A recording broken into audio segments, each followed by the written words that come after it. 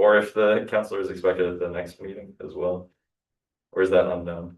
That is, I do not know about Okay. Counselor Vargas's attendance at next month's meeting. I did not receive any comments or feedback from her about these events. All right, I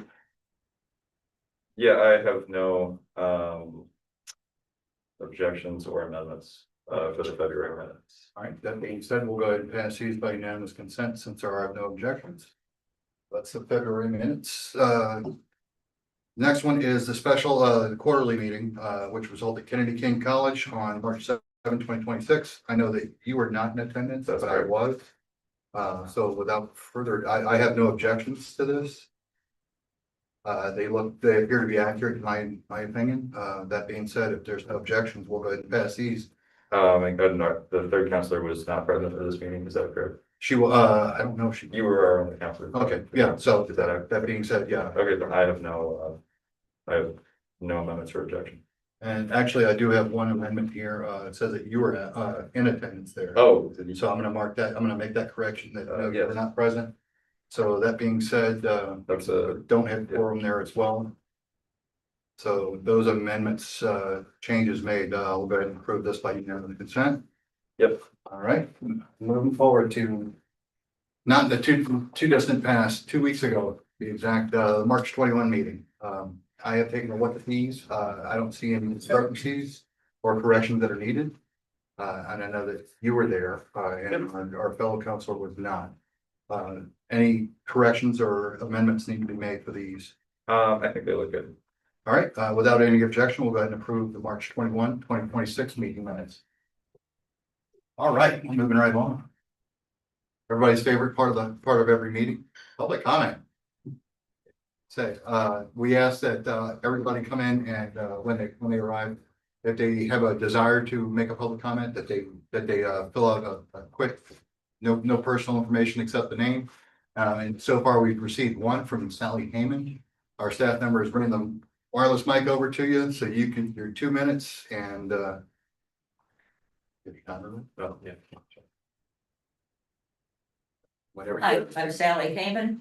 I attended the special CCPSA meeting on Thursday night remotely by Zoom. That was the meeting, the special CCA meeting where Snelling defended his officers' actions during the federal ICE and Border Patrol actions on Chicago citizens. It was good. I thought it was really good that the commission is going to ask OIG to investigate CPD interactions during Operation Midway Blitz. I think that's really great. I'd like to have that done as soon as possible, and hopefully we'll get reports back here about what's happening. I was disappointed that Snelling kept saying his officers were there to keep protesters at a safe distance from ICE and Border Patrol to keep the violence down. That was my understanding of what he thought was happening. But it became clear to me that ICE can commit crimes like shooting Martinez 5 times while the Chicago police were there. And all the police did was focus on the protesters and did not document or intervene about the crime that was happening.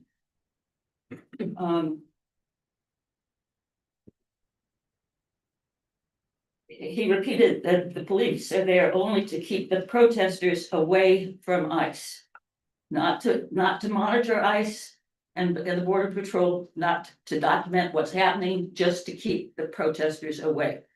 And I thought that was really inadequate. He did say that any complaints can go to COPA or OIG. I am concerned. Mayor Johnson in January of this year made an executive order called ICE. Motion to extend by 30 seconds if we have no other public comments. Please continue.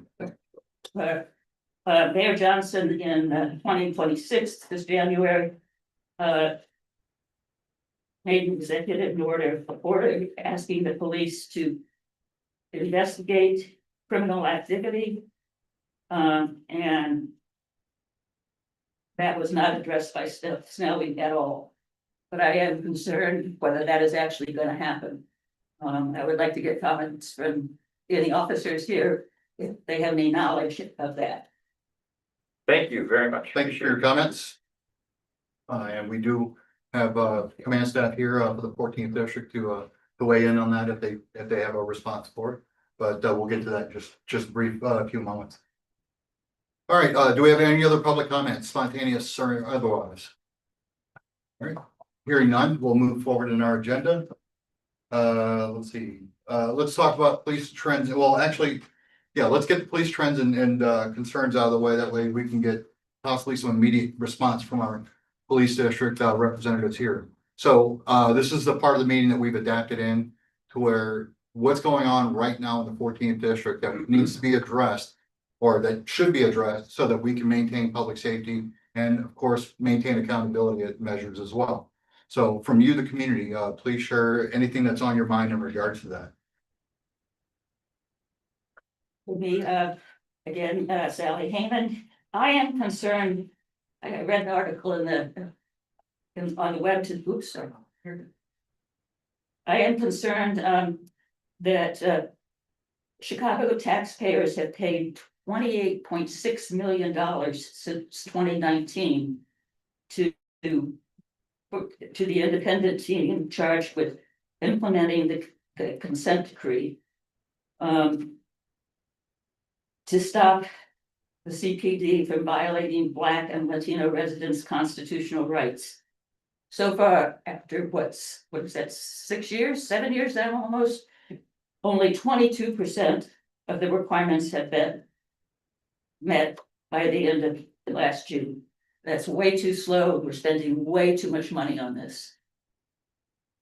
It needs to move faster. Thank you. Any other trends or concerns that we need to be aware of from anyone else in the audience? Again, You have another one? You have another one? Sure. That's fine. There was a series of 3 robberies, if not in our beat, but in beat 1431. Recently along Milwaukee Avenue primarily, 2 guys came in, took cash, robbed people, and left 3 times in one evening within about an hour span. I find that very concerning. I haven't seen any reports that anybody has been arrested. I haven't even seen it in the news. Okay. So, and I'm just asking for a little clarification here. So when you said the 3 robberies, were these individuals on the street or were there They businesses? went into businesses Okay. and stole money out of the cash registers. And also if there were people present, they stole money. Okay, so from the patrons, I imagine. Okay. All right, I just wanted that clarification. sure. That way we can put the proper attention. And it on didn't happen in our beat, but it is in the 14th district, and that's a real concern. Those kinds of things happen along Milwaukee Avenue happen way too often. Well, I appreciate you bringing that up, and I don't like to isolate myself to a particular beat, even though I do live in a beat. I care about everybody in 14th district, so thank you for those. Well, I am a 1414 beat person, so I focus on that one. Understood. Any other trends or concerns that we need to bring up? Okay. Hearing none, we will move forward, and as a matter of fact, you got something? Oh, no, I was saying, we wanted to cover the police back. Yeah, we're gonna jump ahead to report from the police district. I'm proud to have Captain Brian Courtney here representing the 14th Police District in lieu of Commander Rivera. Good. That's great. Good afternoon, everybody. My name is Brian Courtney. I'm the captain of 14. So thank you for having me. The commander sends his apologies for not being able to be here today. He had a personal matter that he had to attend to. So I am here in his absence, along with Tech Lieutenant Cianella of the 14th District. Just to go over some statistics in 14th District where we are year to date. Robberies are actually down 54% this year from where they were last year, which is an incredible number because our numbers were down last year from the previous year as well. Burglaries, we are down 27% year to date from the previous year, which was also down from the previous year before that. The area of concern we have right now is motor vehicle thefts. We are up 2% for the year. This is not a 14th district problem. This is a citywide problem that we're dealing with right now as far as motor vehicle thefts. If you've seen it on the news, There are crews going around that have found a little bit of a glitch in certain Honda vehicles, which is allowing them to steal airbags from them quite quickly and quite with no degree of difficulty actually right now. So addressing that, the two types of Honda vehicles which are most stolen from are the Honda CRVs and the Honda Civics. So if you own one of these two vehicles, okay, what I'm asking you to do, the best defense we've developed for right now is the club. Okay, the club, if anyone's old enough to remember that in here, the club is a device that goes on your steering wheel, and it will cover the part of the steering wheel where the airbag comes out of. So that's how people are getting access to these airbags. So what we had a giveaway a couple weeks ago. It was advertised, but not a lot of people showed up. But we do have about 60. I just talked to our CAPS department. 60 clubs left for giveaway, free giveaway. All you need to do is contact our 14th district CAPS at 312-744-1261. And what you need to do, give your name, and you're gonna have to bring in some type of registration that you own one of that type of vehicle, a Honda CRV or a Honda Civic, and they will give you a club free of charge while they last. Okay, so that's the best defense right now until Honda comes up with some other type of defense to keep them from stealing them, possibly a lock on that system. That's what we have to deal with right now, though. If I want to address then two questions which were asked, the $28.9 million spent for the consent decree. I have no information on that because I am not involved in the consent decree whatsoever. That is something that is way above my pay grade. That is something with the city of Chicago, superintendent, and the mayor would actually have something. I believe it's a state consent decree that was acted into. So the governor possibly would be better, someone for me, but I understand people's frustrations with how slow it's moving. But at the time, I have no information for you as far as the spending. I'm not involved in that at all. Okay, so thank you for the question, though. Robberies, you mentioned, I believe you're talking about the three they took early morning hours. It was about 4 in the morning, between 3:30 and 4. They went to 3 businesses within about 6 minutes. They walked in and they stole cash registers. I wasn't aware that they stole anything off patrons inside the places. That's what I heard in one of Oh, them. you did? Okay, possibly. I know there was an altercation with one of the employees at the Dunkin' Donuts, I believe. So but there is a crew going around stealing cash registers. Again, this isn't specific to 14. It is citywide, and we're doing everything within our power to catch them. Okay, we use video surveillance. The detectives are working on it. A lot of times the cars they're using are stolen, the plates are stolen, and they are masked up pretty good on their faces. So it is being worked on, though. We are aware of it and we are working on it. Overall, like I said, robberies are very good, down 54%, but we will have stuff pop up every now and then. Right now, the biggest thing that's happening citywide is motor vehicle thefts, unfortunately, but we are working on that. I know they have a citywide auto theft team that is also working on that, as well as Area 5 detectives have allocated at least 4 to 5 people just to work on this motor vehicle thefts to try and get video where they're going. And I know progress is being made, but it is an ongoing investigation. Thank you, Captain Gordon. Thank you. And I see that you have Lieutenant. Yeah, I have nothing to add, Captain. Thank you. I appreciate first of all, I appreciate your attendance here and I appreciate the information you shared. Yes, ma'am. Can I ask a question too? Feel free. I have a 2007 Honda CRV. Do you think they'd go after one that's that old? I'm not sure. I think the ones that are going after were newer models. I think it was after 2012, but I think our CAPS office has the exact years and models. So feel free to call that number, talk to CAPS personnel. And if you feel like you need one, then absolutely we have, like I said, we have about 60 of them, 60 in our district. And if we should run out, I know they're getting supplies in other districts surrounding 14 as well. 25 has them, just about every district has them. So we're trying to get more, but that's something that's going through the city right now and contacting the club organization to donate more to the city. But we do have some, so feel free to call them, tell them your model and they'll let you know, okay? And I got a second question. Sure. To what do you attribute the decrease in the robberies? Police work, of course. That's a great question. And my answer is always going to be good, hard police work by this gentleman, his team, the TAC team, and everyone on the watch. We've been doing a lot of initiatives, overtime initiatives, and we've been targeting the areas where we've had problems in the past, both with the TAC team and with officers. And it's been working. We've been hitting the right areas. As you know, 14th district has an incredible entertainment district. Okay, it extends very beyond on Division Street, all the way from Division up Milwaukee Avenue, all the way up past 2800 North, past Diversity. So there's a lot of area to cover.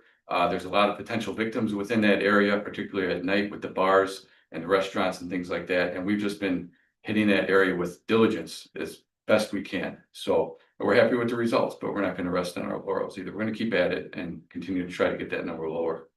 Just to add to that, with a little reassurance. Every officer has a vested interest in the community here. I just want you to really know that because we see it on a daily basis. These young police officers are out here. And they're out there on patrol and they are very diligent in what they do. They really are. And they have great intentions of protecting each and every citizen out here. And when we hear or see the robberies, we are on those robberies, investigating as soon as they happen. There's video that's being obtained. We're trying to track the offenders' vehicles. And that information is being filtered through my teams, and then it gets filtered through the detective division. So we're taking every steps that we can.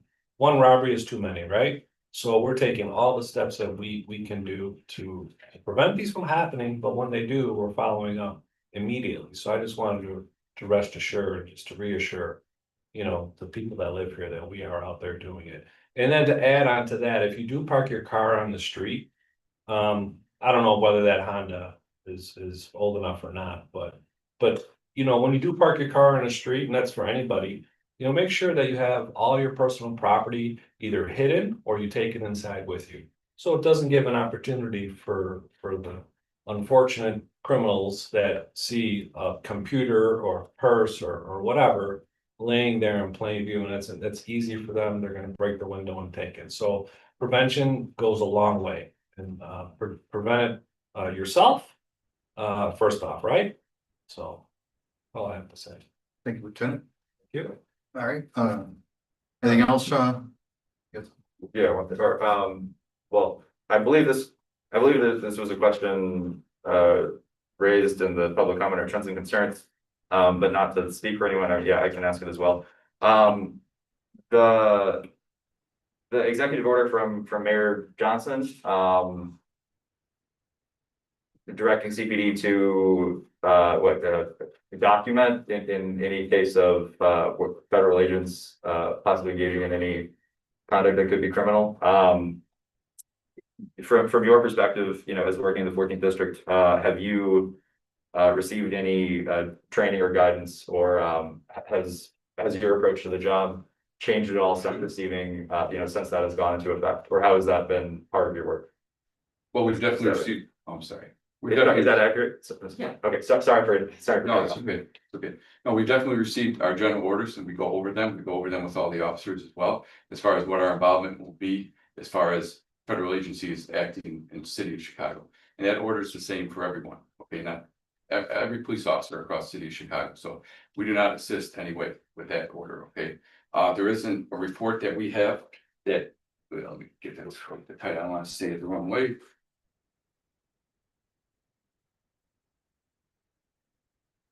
Called the Incident Involving Outside Law Enforcement Agency Report. This is an official report from the police department that we will do if we have any incidents that involve any outside agencies, not only ICE, but any agency. And an officer, if they encounter that when they're working, they're to fill that report out, and that report gets sent directly to the superintendent's office. And that's where the records are kept over there for him. So any information as far as those type of reports that were done or maybe have been done in the past needs to go through the superintendent's office. Okay, so as a follow-up, I would just guess, and I don't know, that is something, that report existed prior to Johnson's executive order. Is that the case, or is that a new? Yeah, it's an order we've had in existence. Yeah, I can get Got it. So, Since and 2025, is what it looks like, so.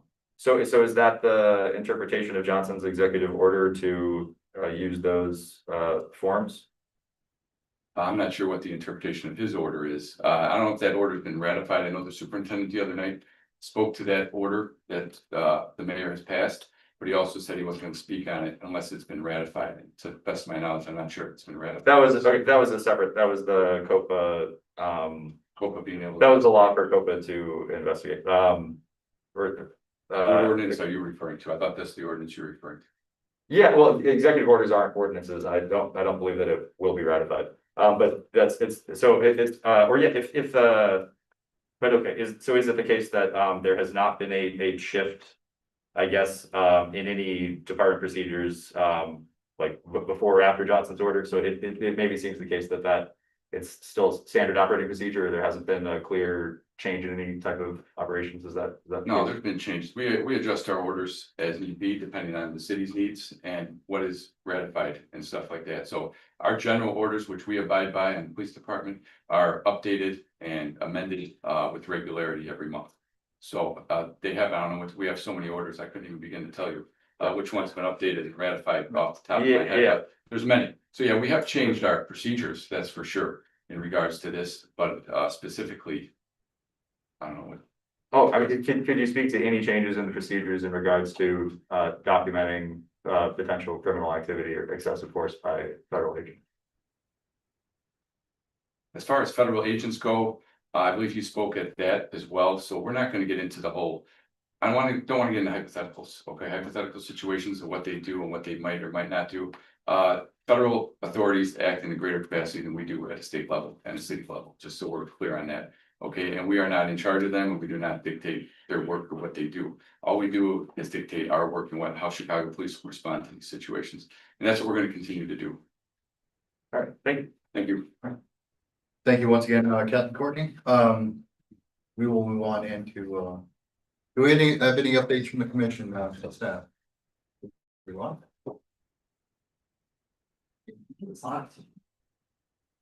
Do we? Okay.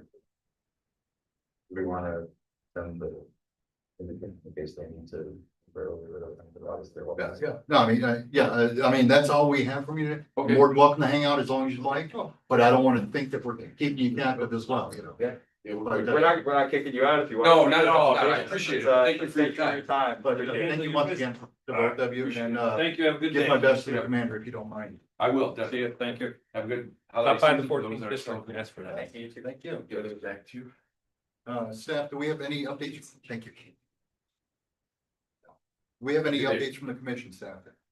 We do have the monthly of the February commission update that was sent out. The Can you turn your highlights, mic on, please, for the rep? yes, I found it. Is it? Is it working switched better? on? Is it up? It's up. Okay. Great.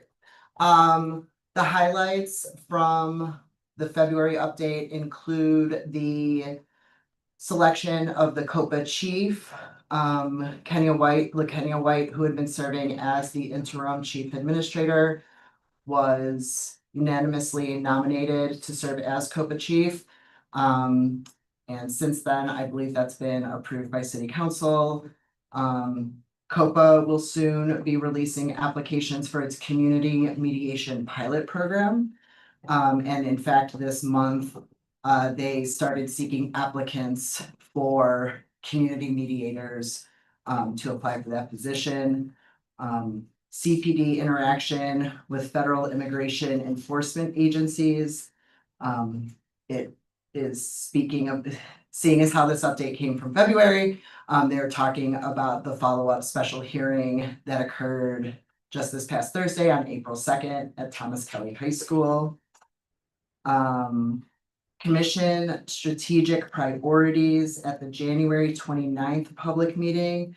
Commissioners voted to approve 7 strategic priorities.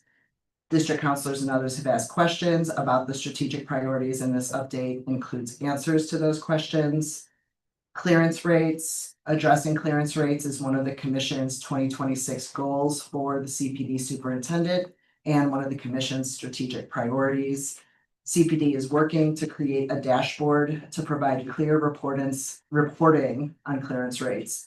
CPD is also working to improve clearance rates by increasing public education about how Chicago residents can support active CPD investigations.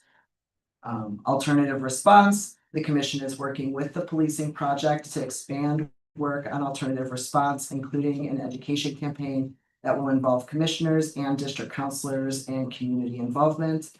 And officer wellness, the commission and district council working group has not met as regularly so far this year. The work has continued, meaning in 2026. The work has continued in engaging with subject matter experts, reviewing relevant documents, and working with District Counselor Angelica Green to support her wellness initiatives. Thank you for that. Yep. Yeah, any reports from you? I know you've got a presentation coming up, any reports from Council Worldcom. Yeah, very brief. So the workforce allocation study, is pretty much out, or it was sort of trickling out, you know, with the previews and summaries and the responses to it before the full report, but, it tries to look at efficiency and, the use of resources, basically officer time. I think that the largest takeaways that are being reported are, that there are, according to the report, there's too many officers on the desk duty, and that also where necessary, those could be civilianized, or those positions could be handled elsewhere. And according to the report, a somewhat of an under representation of officers on the street. But I would first add to that, the report is assuming an ideal 40% proactive officer time. And I don't believe that as a goal. I think that proactive time is too similar to quotas, and also that it detracts from response time and maintaining readiness. So I don't think that, or it's important to keep in mind the assumptions within those numbers. So it's assuming 40% proactive police time, which is would include pretextual traffic stops that we discuss frequently. That's it. Thank you for that. The only report that I have is currently the Community Commission for Public Safety and Accountability at the office level has sent out an invitation for people interested to work as a community policing liaison. And I have put my name in that. Elections for, by our peers are currently out now, and hopefully everyone sees fit that to appoint me to be in that work group. Outside of that, we just saw each other 2 weeks ago, so it's very little ground to cover, but I am glad to see everyone nonetheless. All right, that being said, hearings and discussions. Do we have anything on police accountability? Sorry. I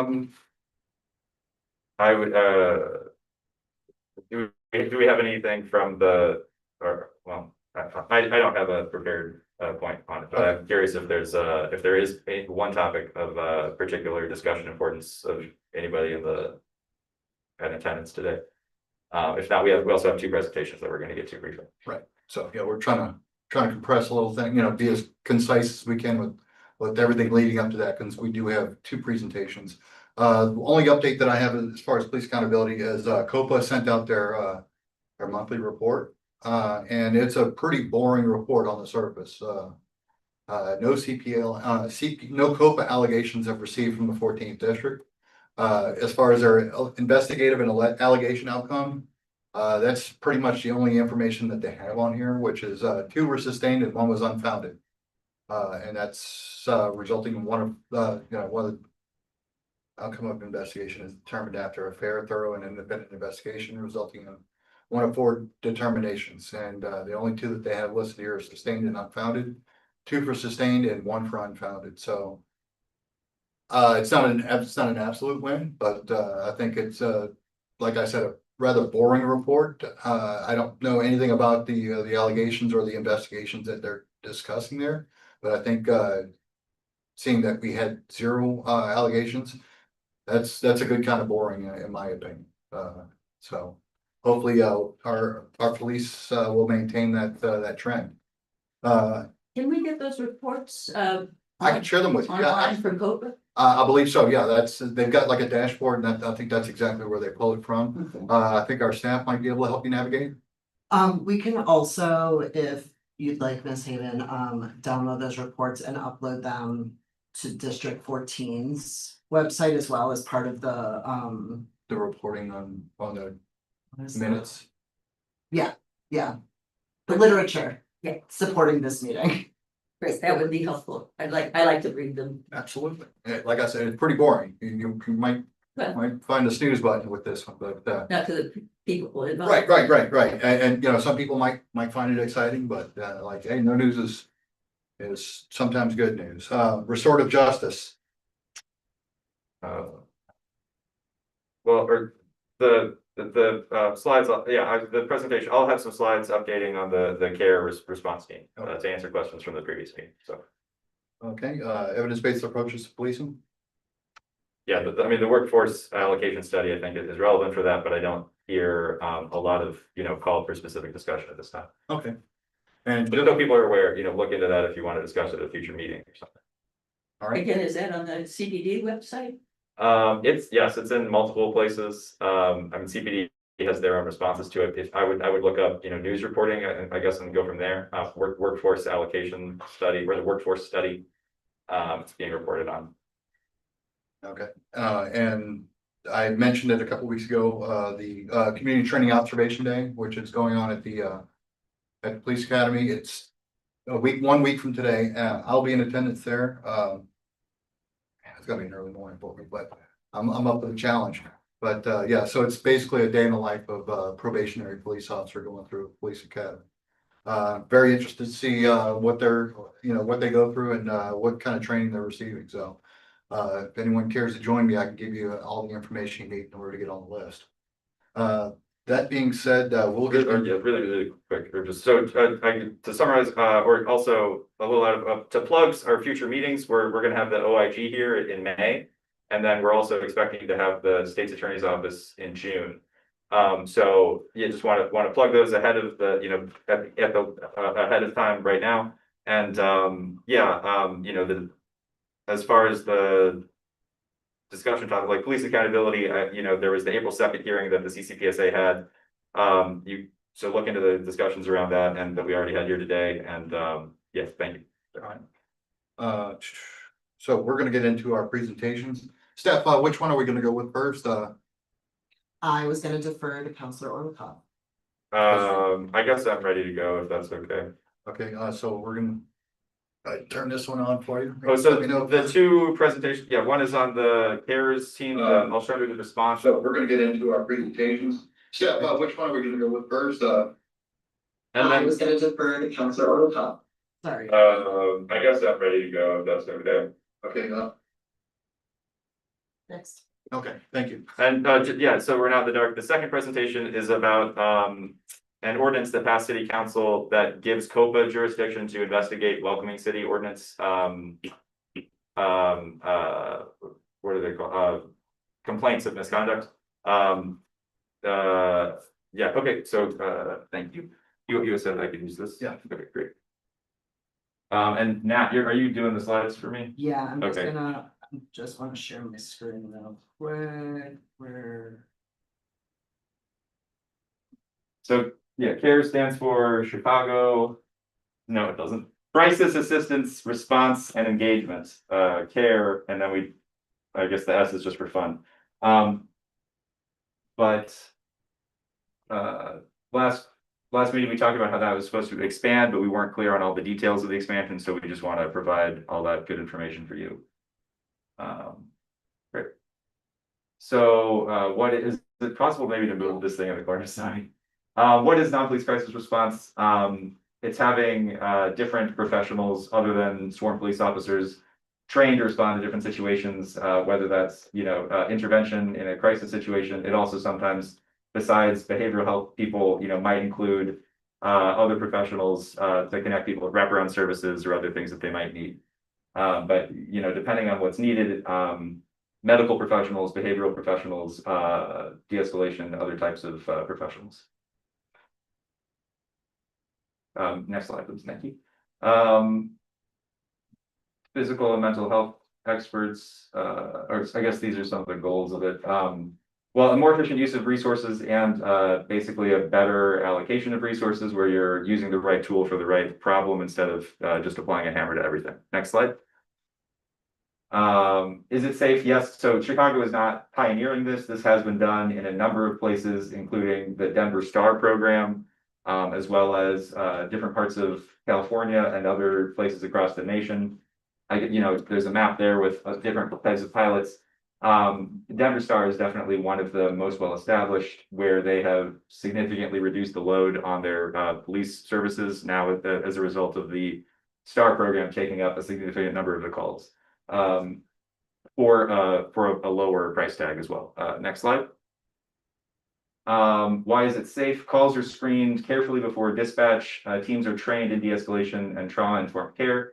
Police remain available if there is a dangerous weapon or clear threat of violence.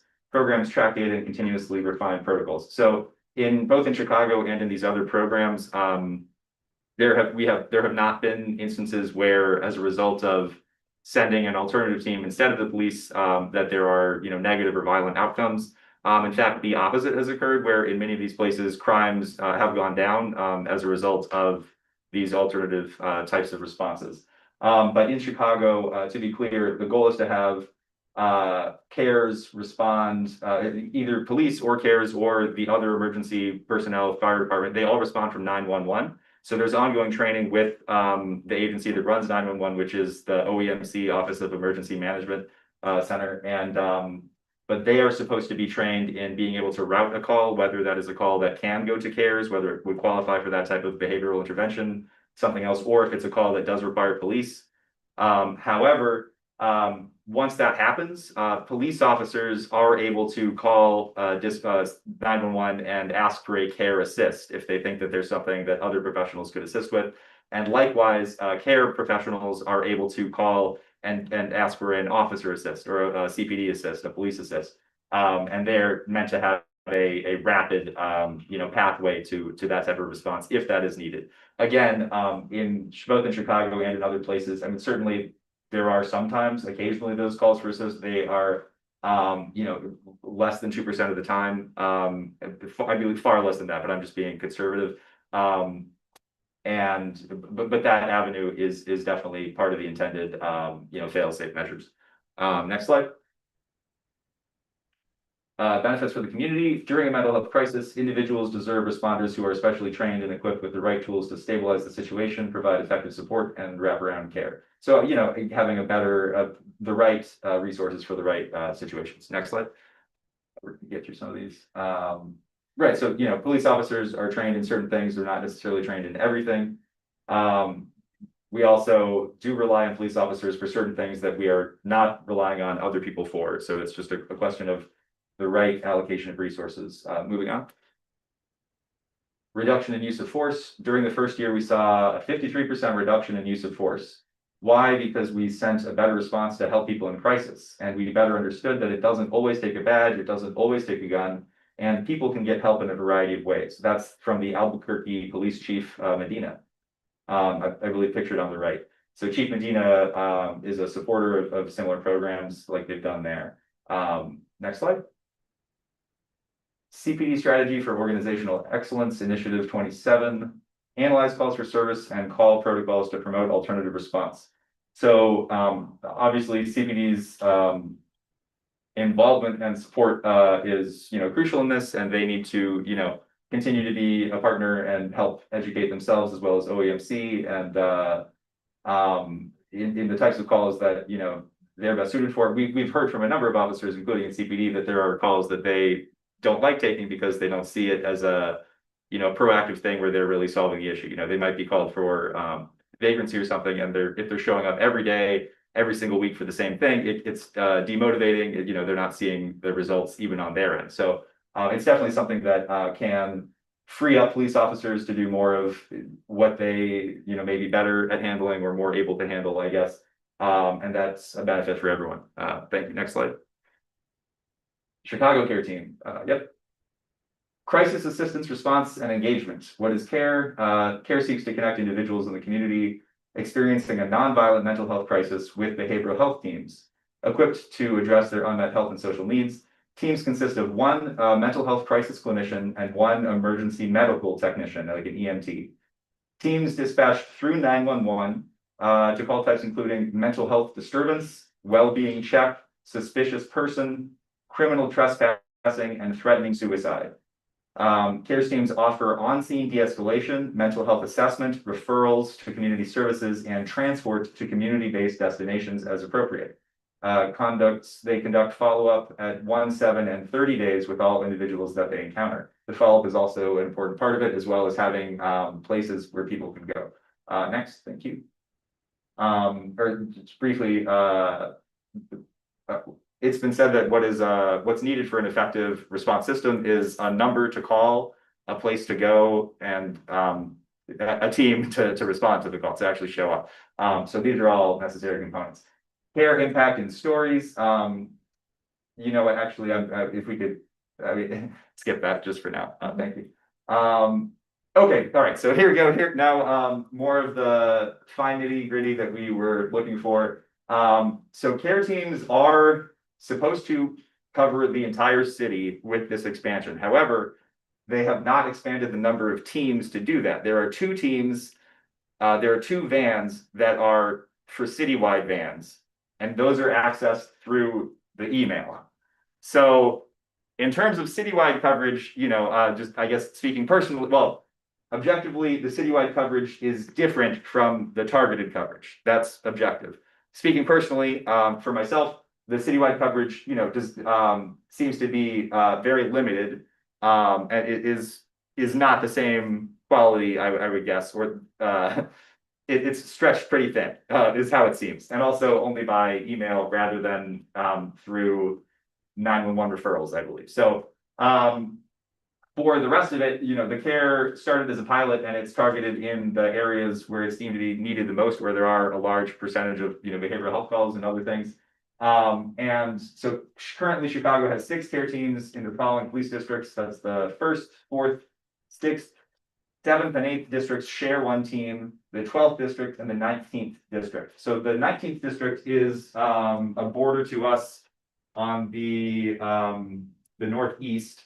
And the 12th district is a border to us just south of us, and we would be here between those two, so not covered by a specific CARES team. And then lastly, the CARES teams respond to calls Monday through Friday from 10:30 a.m. to 4 p.m. So those are that's the hard data we have. Next slide, please. So when are behavioral and mental health calls happening in Chicago? This is a heat map. And we can see, okay, so they're showing that the highest proportion is happening around 11 to 4 p.m. Although, you know, as you can see, there are obviously, or this is just when it's actually operating. Actually, no, sorry, this is when CARES is currently operating. And I guess the highest number, it seems to be here, 10 p.m. on Saturday with 39, or on 10 p.m. on Friday with 39.93. But I mean, sorry, you need to. We won't look at every section of this. Sources from this U of C study, University of Chicago Urban Labs 2024 Care Pilot study. Moving on. How many more slides do we have? Just like 1 or 2 for the last one? A couple. Okay. The city recognizes the expansion. The city recognizes that expansion is necessary. However, Chicago, right? As we said, they have not expanded the number of vans. They haven't really expanded the budget, basically, but they've said that they're having 2 vans through the emails to stretch to the city. You know, to be more effective, they would probably need to have more vans, more resources. Next slide. Next steps. Okay, so this is about the movement that you know, advocates for this treatment on trauma on behalf of Collaborative for Community Wellness. Next slide. You know, are welcome to look up more of their work. We did have speakers, Ishan Daya from Institute for Public Good spoke at a previous meeting. You can watch the video of that on our YouTube. Any other slides? Or sorry, go back one, actually. Back to their last thing. Okay, so Treatment on Trauma is currently advocating to reopen the 12 mental health clinics that were closed, public clinics that were closed under ROM, as well as establishing some citywide living rooms. I believe that 1 or 2 living rooms are established or being established. They also want the 24/7 crisis response line, not limited in time. And yeah, okay, next slide. Okay, if you would like to find out more about them, you can attend a Treatment on Trauma meeting by scanning this QR code or going to bit.ly/lowercase TNT101 April, all lowercase. bit.ly/TNT101 APRIL. All right, I think, and then the last slide is just questions. Any question? And then lastly, there's also a petition. If anyone is interested, for advocating for some of the demands of the Collaborative for Community Wellness in response to expanding CARES coverage and other alternative response. Any questions that people have on this presentation? I probably won't be able to answer a ton outside of it, but yes. How's CARES funded? Like, how would someone try to advocate for that? So, and just for the, so we can get the, I want to repeat your question. So your question is, how is the CARES program funded?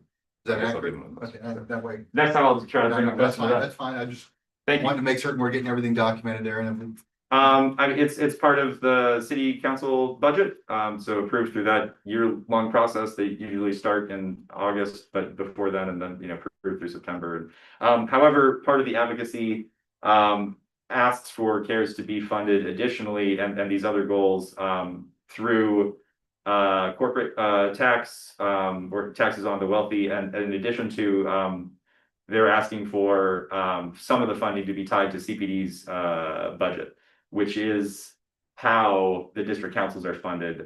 We're funded at a minimum level of 0.25% of CPD's budget. They're asking for 3% of CPD's budget. That is not the current law. Currently it's just part of the budget for city council. Any other questions? Or before we get to the second? mine is more administrative. We have a copy of this slide deck going into, they can get me on that. I'm on the big one, but we have a copy of this slide deck that's going to be added to our literature for this meeting. Yes, that sounds Just great. wanted to make certain in case anybody didn't want to Perfect. sit there and jot down that URL or anything like that, they have it available to them on our website. Yep. Yeah, so if we're, oh, yeah, yes. Yes, Thank you. I was wondering, as far as the prong of the professionalization of the community care workers, I'm wondering if there is at least any exploration of safeguards and thought being put to sort of equity and inclusion in that process, because we've seen with violence prevention and other social programming that the professionalization process can be very exclusive, especially to those most impacted by those issues. And oftentimes, you know, these processes of professionalization really exclude disabled folks, really exclude Black folks and minorities, exclude folks with disrupted or alternative literacy journeys and educational journeys. And that's a serious problem, because then every new organ of the city, which should be protecting the most impacted, just becomes another white supremacist neurotypical replica of what we already have. Just another ableist patriarchal replica, and that's not okay. So in terms of the ongoing professionalization process, I hope that folks will put thought to that, to how we're really going to include the wretched of Chicago in this, for real, for real. All right. Thank you very much for the question and comment. I briefly will like to offer an answer. There was a call, a Zoom meeting for district councilors held by the Collaborative for Community Wellness, and Ishan Dai, who previously spoke here, did speak about pathways built into their plan, which, you know, I believe is not required necessarily in the current law, but that the plan that is being advocated along with this funding is to involve members of the community in becoming the behavioral health experts. And I can't speak in great detail to that. However, I would recommend the meeting on April 9th with the treatment non-trauma. But additionally, locally, you know, I'm fairly well aware of programs, including like what also has the Alliance for Local Service Organizations. They do have programs where they bring in community members, including a lot of people who might have had criminal records. A lot of them are Black or otherwise not white, Black or brown, or and they wear green vests and they're like Black ambassadors and things. And there are steps and trainings where they can move from like that sort of intermediary into then a professional position to management, etc. So I guess part of my question to you would be, if your criticism, if you're aware of that model that we have in Humboldt Park, at least, and if your criticism applies to that model, or if you would see that as a positive thing, just knowing that there is a plan to hire people from those communities into those roles. Does that fit with what you're talking about, or do you have critiques of that current system? I think that in general, that could be I think in general that sounds like a move in a positive direction. I would say that even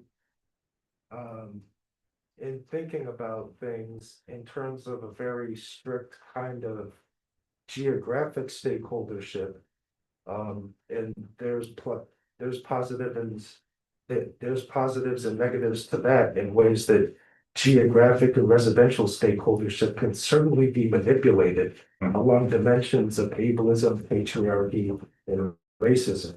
But yes, I think that can be positive, but specifically, I hope that programs and practitioners moving forward will seek to provide affirmative support to impacted folks, disabled folks, neurodivergent folks, and folks with alternative and disrupted literacy and educational journeys. Thank you very much for your comments. Appreciate that. Okay. And gender marginalized and queer people. Thank you. All right. But No, sorry. I'm sorry. I didn't mean to. Are you? But it shouldn't just be like another colonizer, yuppie, queer, gentrifier type of thing, which we've seen for generations, which kills a lot of queer and disabled folks in this city, quite frankly. All right, well, thank you for all Thank you that, very much. and I'm gonna extend my appreciation to my colleague, Councilor Holocaust, for that presentation.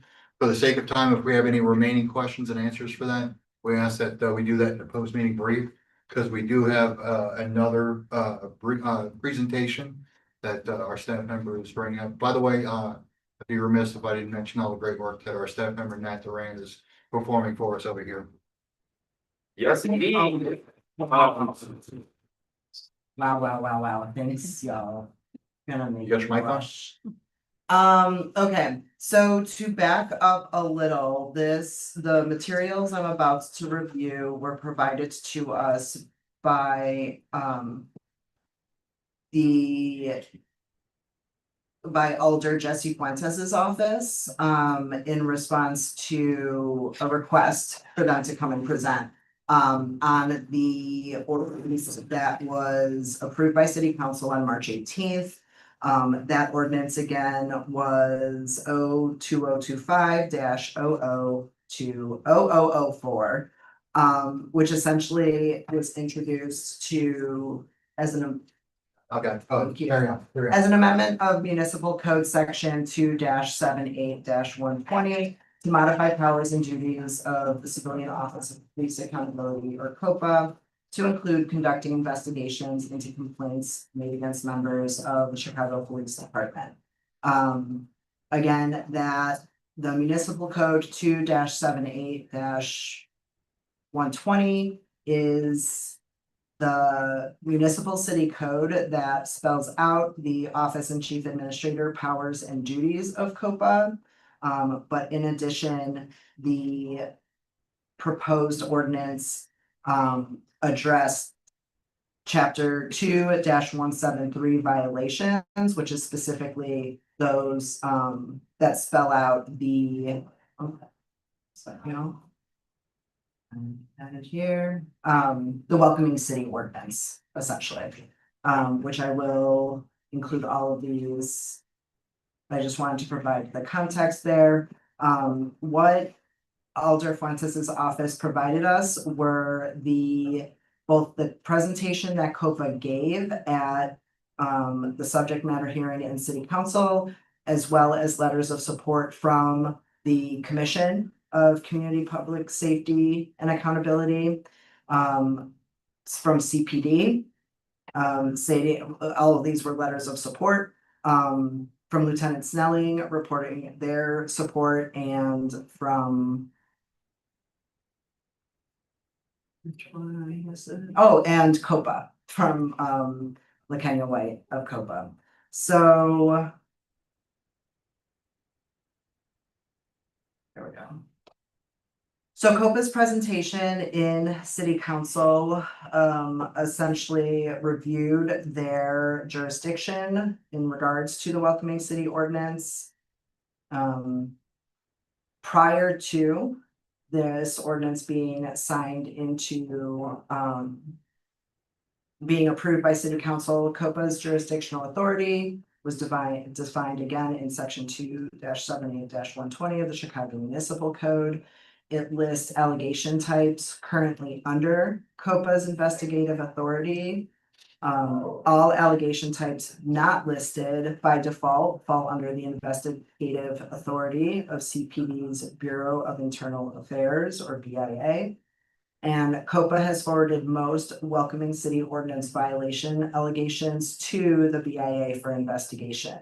Small number of cases have been referred to the OIG or another investigative body as they geographically took place outside of Chicago. Sorry, I should have named at the top that because a representative or the legislative aide from Alder Fuentes' office was unable to be here, I'm happy to diligently record any questions that people have and send those along to get responses by our next meeting or via email follow-up. So as of the presentation from June 4, 2025 to January 26, 2026, COPA received 28 complaints that alleged facts indicating a potential welcoming city ordinance violation. 26 of those were forwarded to CPD's Bureau of Internal Affairs, and 2 were ultimately forwarded to the Inspector General. The average amount of time it took for COPA to make its reassignment determination was 1.82 business days, and over 70% of those complaints were reassigned the day of. The amendment proposal would result in alleged welcoming city ordinance violations being added to the list of allegations under COPA's investigative jurisdiction. COPA would immediately obtain that authority upon passage by city council, which did happen.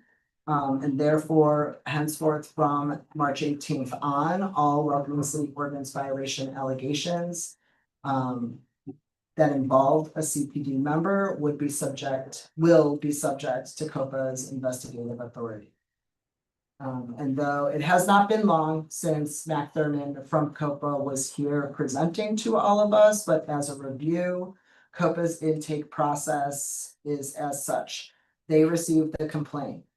They immediately began collecting video and other evidence and identifying involved personnel from both CPD and non-CPD. They identify the allegations, determine the jurisdiction, and determine whether the case will remain at COPA for a full investigation or forwarded to another investigative body. Any questions around this intake process? Yeah, Only 2 of 28 complaints were handled by COPA and the rest went to BIA, is that correct?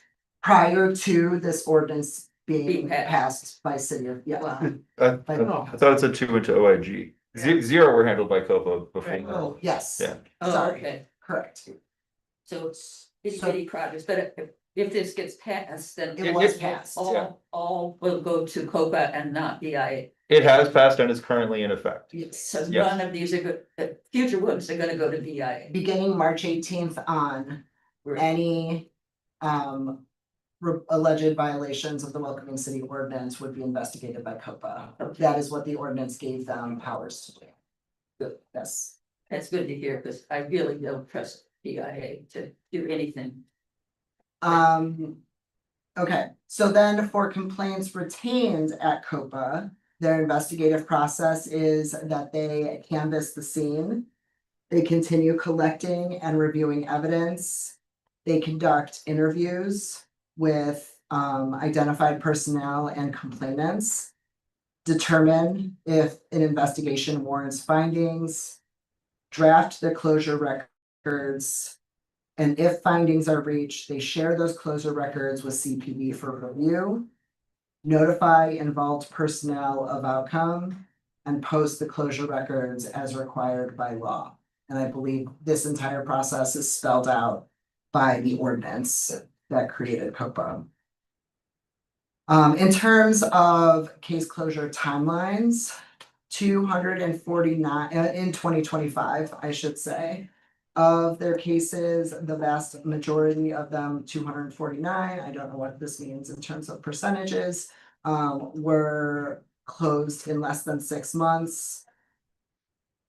105 took 6 to 12 months, 145 took 12 to 18 months, 41 took 18 to 24 months, and 26 took longer than 2 years.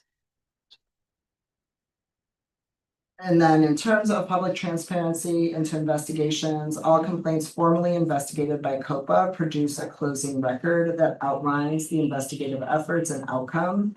Those records are subject to public transparency requirements, such as posting to COPA's website or through FOIA. COPA maintains online data and case portals that are always available to members of the public.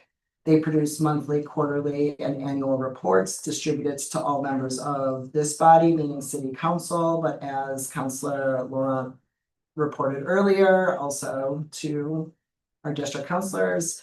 And according to the municipal city code, COPA must report quarterly and annual reports before the Committee on Police and Fire to answer any questions about its report. So if folks were interested in following or getting like more details on those reports, they could sign up for notifications about the Committee on Police and Fire hearings and watch those in real time to see how COPA responds to committee members' questions. That is the end of this presentation. So again, I'm happy to answer what questions I can or take them down and send along to COPA to get answers. Does anybody need? Well, if we may, I'm gonna recommend that, I mean, and we can stick around as long as you need to. Want to take care of the business of the council. If anybody has any questions that they'd like to record and send to Alder Fuentes' office, I'm certain that staff and I can both stick around to make certain that those get addressed accordingly. Because being the fact that our staff member didn't put together the presentation, he's basically delivering it on behalf of Alder Fuentes' office. I don't think it'd be appropriate to put that on the spot like that. Unless you have any. No, I don't have any questions. No, I mean, I have questions would also, be for the council. No, I mean, like I said, if you have questions pertaining to the details and how it's all put together and what ifs and things like that, that would be addressed to Alder Fuentes' office. We can make certain those get recorded and delivered. So that's all I'm saying. Yeah, probably. I don't, there might not be any questions. Any questions outside of that? Okay, I think we're okay.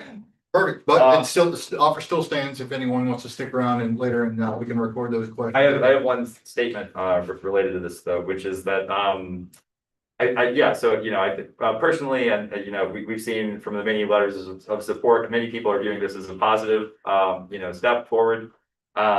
Pretty uncontentiously a positive change to allow COPA to investigate welcoming city ordinance violations. However, what we also likely know to be the case is that many of the things that residents of Chicago have outlined that they're dissatisfied with in terms of CBD's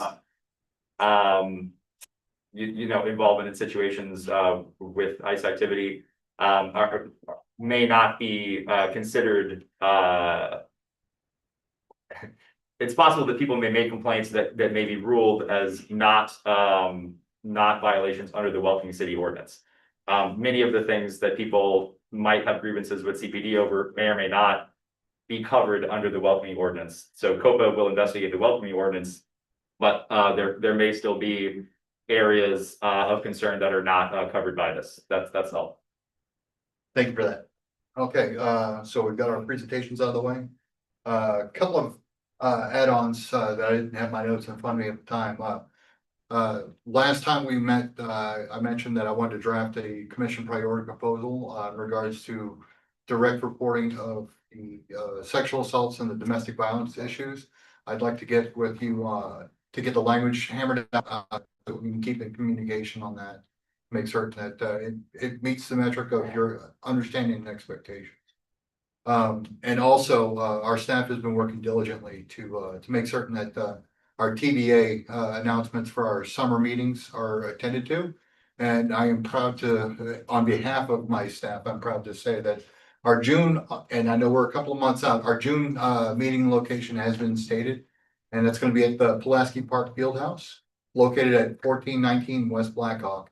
And that will be a Thursday, June 4 meeting at 6 p.m. So we're trying our summer meetings are going to be during the week in the evening. So we're hopefully that we can get more participation and not lose any people that are interested in attending these meetings. Anything else from you, Councilor Rothkopf? I believe so, or was this before Andy, or where? We're getting to the recommendations. Final actions. Okay, individual recommend, I don't believe so. Okay.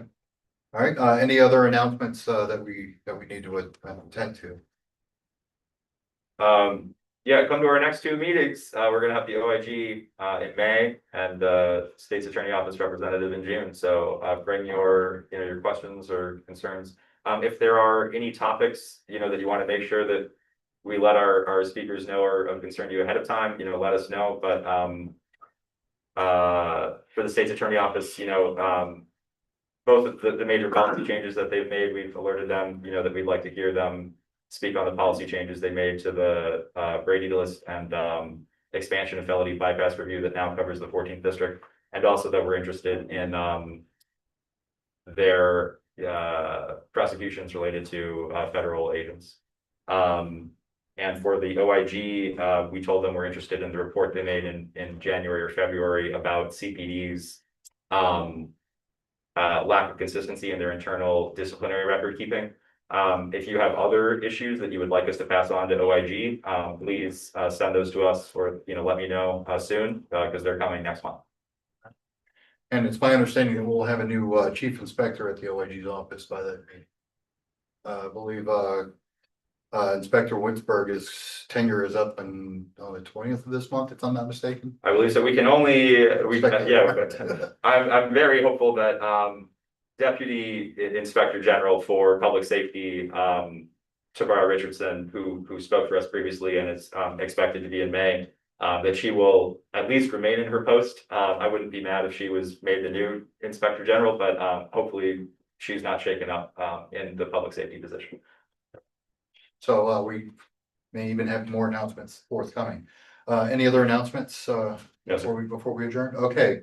That being said, our next meeting location will be at the Logan Square Public Library, located at 3030 West Fullerton. As my colleague had mentioned, the Office of Inspector General is expected to be in attendance. And just a reminder, that will be at a 1 p.m. meeting on Saturday, May 2nd, 2026. Without any objections, we will go ahead and adjourn.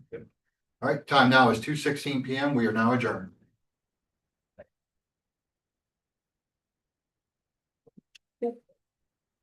Thanks, everybody.